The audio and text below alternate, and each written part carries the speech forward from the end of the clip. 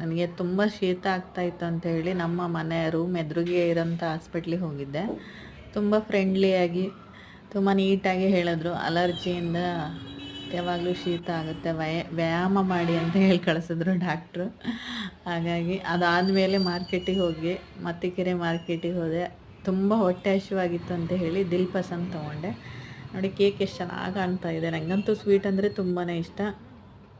Variety ಇದ್ವು. ಹಾಗೆ ಇಲ್ಲಿ ನೋಡಿ 10 ರೂಪಾಯಿಗೆ ನನಗೆ ಕ್ಲಿಪ್ ಬೇಕಾಗಿತ್ತು, ತೊಗೊಂಡೆ.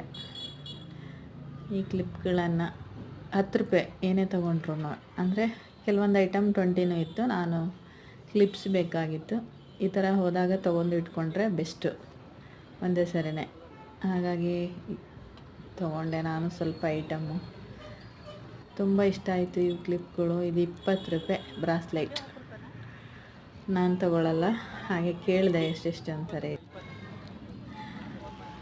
ಹಾಗೆ ಸುಮಾರು ಐಟಮ್ ತೊಗೊಂಡು 10 ರೂಪಾಯಿ ಅಂದರೆ ತೊಗೊಳ್ತಾನೆ ಇರ್ತೀವಿ. ಎಷ್ಟು ಚೆನ್ನಾಗಿದೆ ನೋಡಿ ಕ್ಲಿಪ್ಸ್ಗೆ.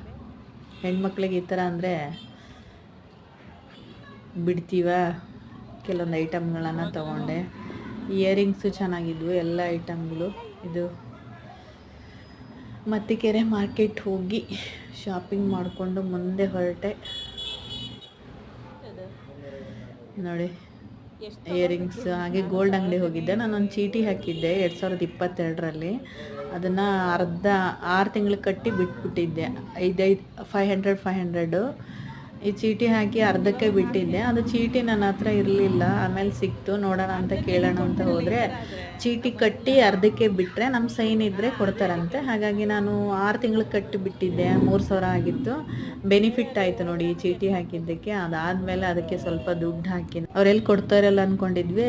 ಕೊಡ್ತೀನಿ ತಗೊಳ್ಳಿ, ಏನಾದರೂ ಕ್ಲಿಯರ್ ಮಾಡ್ಕೊಳ್ಳಿ ಅಂದರು. ಅದಕ್ಕೆ ಸ್ವಲ್ಪ ದುಡ್ಡು ಹಾಕಿ ಗೋಲ್ಡ್ ತೊಗೊಂಡೆ. ಫಸ್ಟ್ ಟೈಮ್ ಬೆಂಗಳೂರಲ್ಲಿ ಆ ಫೇವ್ರೆಟ್ ಇಯರಿಂಗ್ಸು ಡೈಲಿ ವೇರಿಗೆ ಅಂತ ತೊಗೊಂಡೆ. ಹಾಗೆ ಒಂದು ರಿಂಗ್ ತೊಗೊಂಡೆ.